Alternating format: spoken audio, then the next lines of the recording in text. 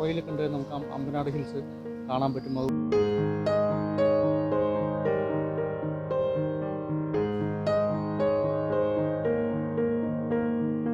അധികം ആർക്കും അറിയത്തില്ല. നമ്മൾ കുറച്ച് ലോക്കൽസിനോടൊക്കെ ചോദിച്ചിട്ട് മനസ്സിലാക്കിയൊരു സംഭവമാണ്.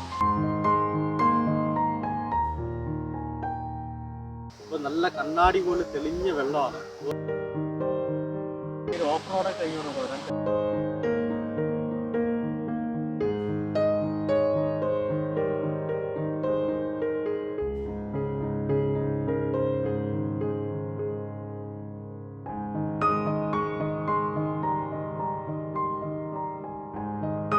തെന്മലയിലാണുള്ളത്. കൊല്ലത്തെ തെന്മലയിലാണുള്ളത്. അപ്പോൾ നമ്മളിന്ന് തെന്മലയിൽ നിന്ന് പോകുന്നത് അമ്പനാട് ഹിൽസ് എന്ന് പറയുന്ന ഒരു ഹിൽസിലേക്കാണ്.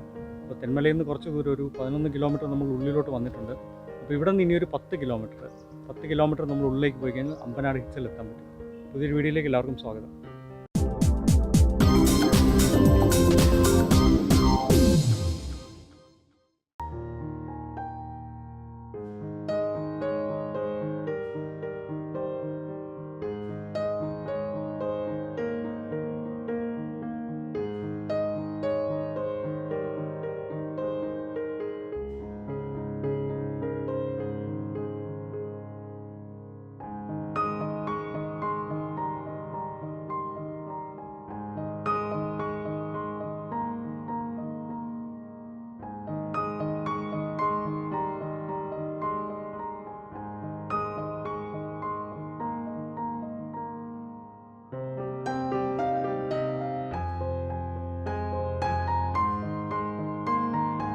അങ്ങനെ നമ്മളിവിടെ വെള്ളത്തിലിറങ്ങി, ആ വ്യൂ പോയിൻ്റ് അടുത്തുള്ള വെള്ളത്തിലിറങ്ങി. പുറകിൽ ക്ഷേത്രം കാണാം. ഇപ്പോൾ നല്ല കണ്ണാടി പോലെ തെളിഞ്ഞ വെള്ളമാണ്. അതുപോലെ തന്നെ ഇവിടെ ധാരാളം പെബിൾസ് ഉണ്ട്. അതാണ് ഇതിൻ്റെ ഏറ്റവും ഭംഗി. അവിടെ അപ്പുറത്തെ സൈഡിൽ പെബിൾസ് ഇങ്ങനെ നിറയെ കൂട്ടിയിട്ടേക്കുന്ന പോലെ കാണാം.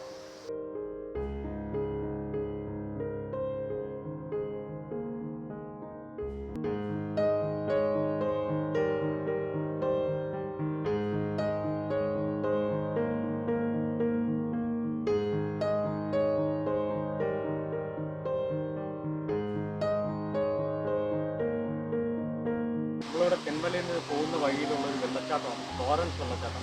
ഇത് അധികം ആർക്കും അറിയത്തില്ല. നമ്മൾ കുറച്ച് ലോക്കൽസിനോടൊക്കെ ചോദിച്ചിട്ട് മനസ്സിലാക്കിയൊരു സംഭവമാണ്. അപ്പോൾ അവരാണ് പറഞ്ഞത് ഇങ്ങനെ എസ്റ്റേറ്റിൻ്റെ വകയായിട്ട്, എസ്റ്റേറ്റിൻ്റെ ഒരു പ്രൈവറ്റ് പ്രോപ്പർട്ടിയിൽ ഒരു വെള്ളച്ചാട്ടമുണ്ട്.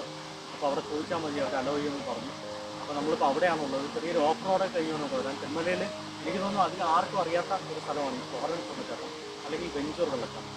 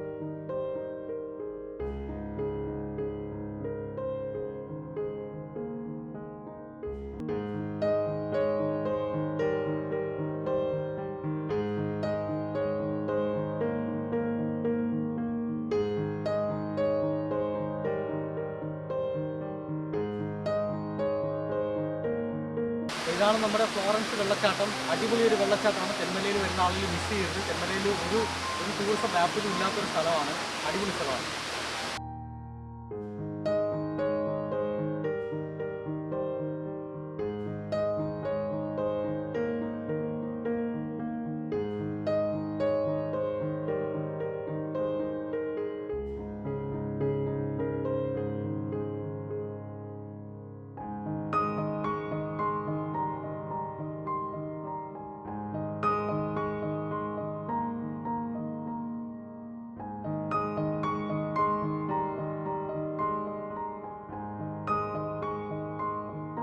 നമ്മളിപ്പോൾ തെന്മലയിൽ നിന്ന് അമ്പനാട് ഹിൽസിലേക്ക് പോകുന്ന ഒരു ചെറിയ റോഡിലോട്ട് കയറിയിട്ടുണ്ട്. റോഡ് വളരെ മോശമാണ്.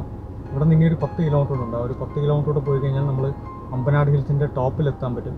അപ്പോൾ അവിടെ ചെന്നിട്ട് അവിടുത്തെ കാഴ്ചകൾ കാണാം.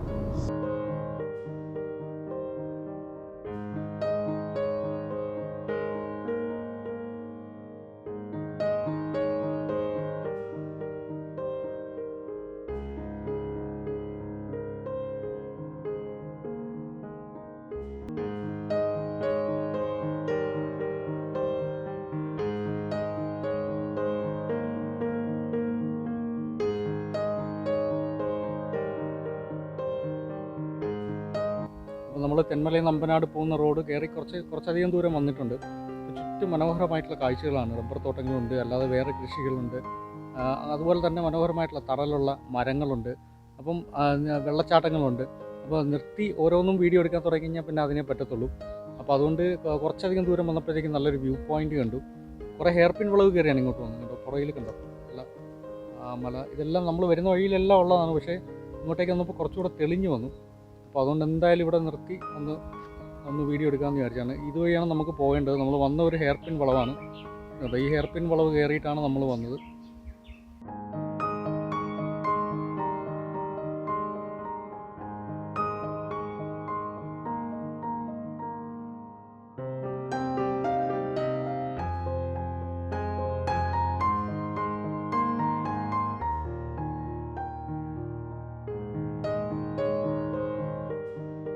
അപ്പോൾ നമ്മൾ വരുന്ന വഴിയിൽ പതിയെ തേയിലത്തോട്ടങ്ങൾ കണ്ടു തുടങ്ങി.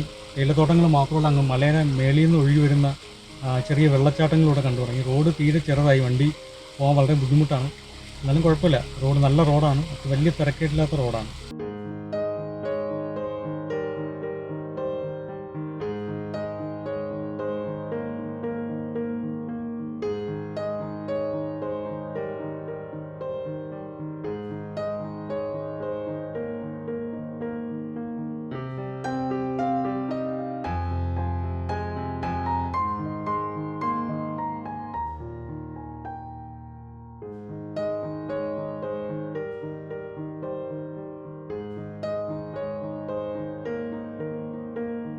നമ്മൾ അമ്പനാട് ടോപ്പ് സ്റ്റേഷൻ എത്തുന്നതിന് മുമ്പുള്ള ഹാരിസൺ മലയാളത്തിൻ്റെ താഴെ ഇരിക്കുന്ന ഹാരിസൺ മലയാളത്തിൻ്റെയും ഇത് അമ്പനാടിൻ്റെയും ട്രാവൻകൂർ അമ്പനാടിൻ്റെയും പ്ലാന്റേഷൻ ആണെന്ന് തോന്നുന്നു. ഇത് തേയിലയാണ്.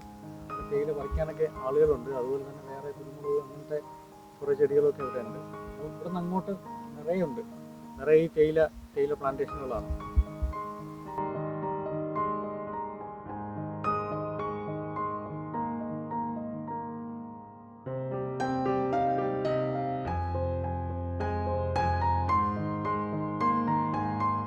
അമ്പനാട് ഹിൽസിൻ്റെ മേലെ നിന്നുള്ള വ്യൂ പോയിൻ്റാണ്. ഇവിടെ നമുക്ക് ദൂരെ നമ്മൾ വന്ന വഴിയെല്ലാം കാണാൻ പറ്റും. തെന്മലയുടെ ഭാഗങ്ങൾ കാണാൻ പറ്റും.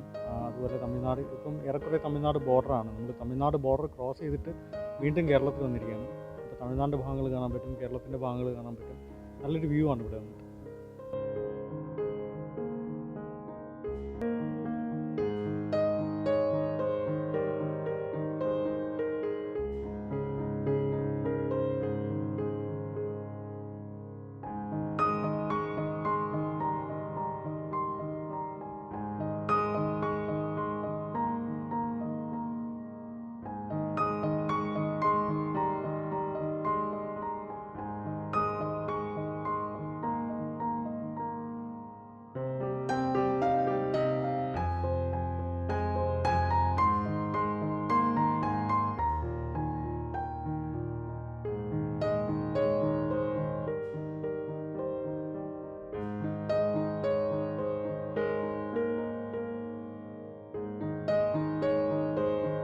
അപ്പോൾ തെന്മല മുതൽ അമ്പനാട് എസ്റ്റേറ്റ് വരെയുള്ള കാഴ്ചകൾ നിങ്ങൾക്ക് ഇഷ്ടമായെന്ന് വിശ്വസിക്കുന്നു. അമ്പനാട് എസ്റ്റേറ്റിൻ്റെ കൂടുതൽ വിശേഷങ്ങൾ അറിയാം അടുത്ത വീഡിയോയിൽ.